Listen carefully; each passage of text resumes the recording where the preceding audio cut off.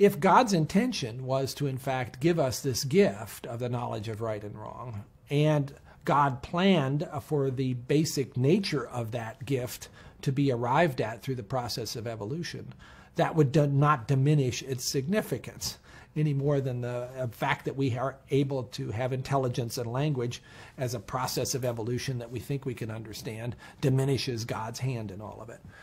But I do think the moral law stands out for me, as somebody who studies evolution every day, as a pretty interesting phenomenon that is not fully explained by what we currently understand.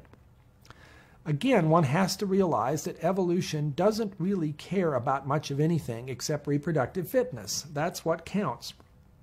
And we also have to recognize that, in general, evolution operates on the individual. It's whether that individual can have more children than somebody else that has driven this process down through time.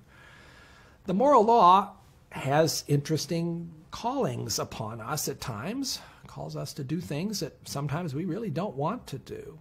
And the place that I think is particularly interesting is this whole concept of altruism, this calling that we have to be unselfish, when oftentimes we feel like we want to be selfish.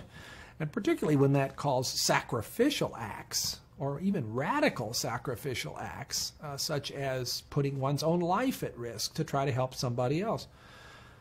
I love the story of a fellow named Dirk Willems, who in the 16th century was imprisoned for his faith, managed to escape from the tower, running across the frozen landscape, was pursued by a guard. Dirk managed to get across a frozen lake, but the guard fell through the ice. The guard began calling for help. Dirk, realizing this was another human being who was facing almost certain death, turned around, pulled the guard to safety.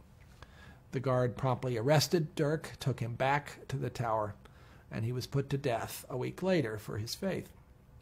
What an amazing story. Evolution would say Dirk made the wrong decision. He should have kept going.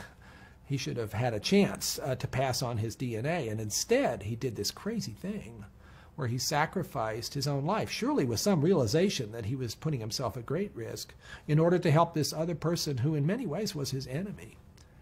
And yet, is there not something about us that admires that? Is there not something internal to all of us that says that was a noble act?